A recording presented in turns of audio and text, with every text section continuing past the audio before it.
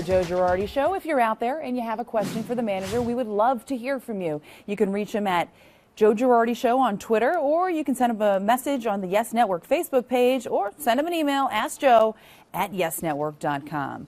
All right, Joe, this one coming from 28 Pags via Twitter. What do you think will improve the most this season?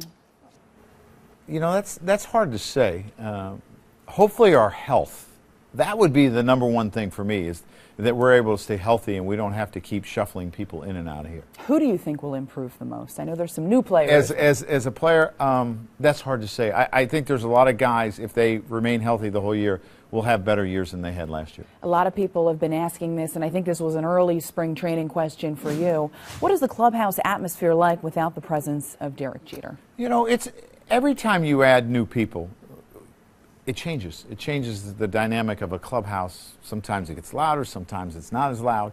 You know, it's unusual in the beginning when you see he's not there in the locker that you've seen him in so many years. But the thing about our game is it's ever changing, and superstars and players that were, you know, legends and that you've played alongside, they move on, and players understand that, and all of a sudden it's a new dynamic, and it works. You've said that about Derek Jeter, going to be weird not putting his name in the lineup card. About Mariano, when he retired, going to be very odd not calling down to the bullpen saying get Mo. But as a player, was there one person that left a team or retired where you felt, wow, this is really different?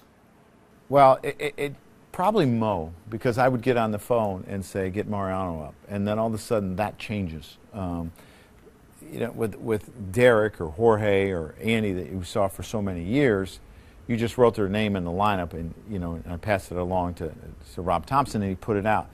But it was more of a conversation: get Mo up, and checking with him all the time to see how he was feeling. That was probably the strangest one. Diana via email writes, is it hard telling prospects like an Aaron Judge or Rob Refsnyder that they're not going to make the big league club? It is. Guys that expect to go back to the minor leagues, it's not as hard. It's always the last day, the last few cuts when there's competition. That's the hardest part, and it tears me up inside. A lot of times I feel like I'm the guy squashing their dreams, even though they still have many more opportunities to fulfill their dreams.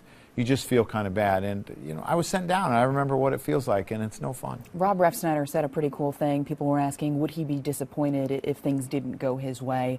And he said, look, I'm young. This is my first big league camp. I'm excited to just be here and to learn. Is that the type of attitude you hope these players have? Yeah, but I still think they're disappointed. Sure. You know, no matter what, they're still disappointed. He had a great spring for us, and he really swings the bat. And he understands there's areas that he needs to improve on.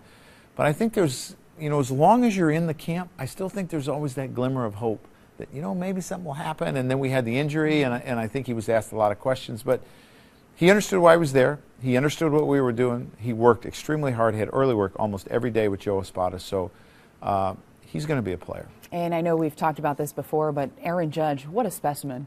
Oh, I mean, he's quite large. And we had some fun with the Philly Fanatic as he was messing with our dugout. You know, I had some guys walk up, and I had Aaron walk up last and stand in front of him. He was like, whoa, whoa. So we had some fun with that. But there's a great group of young kids down there who really get it. A group of 7 or 8 of them that push each other, that hold each other accountable, and I think it's going to be a special group. You mentioned that Philly Fanatic, and I go back to the picture that I saw with Aaron Judge standing next to Ryan Howard, and Ryan Howard almost looked like a munchkin. Yeah, I mean, that's hard to believe that a man can be that big, and he's that athletic. I mean, we saw him dive headfirst to make some catches. We saw him take extra bases, run the bases well. He's incredibly athletic for that size. One last question here, Ryan via email. How was your off season? My off season was really good. It seems as my kids get older, my wife and I get busier, and we run our kids around in the car more as they're involved in a ton of athletics and cheerleading.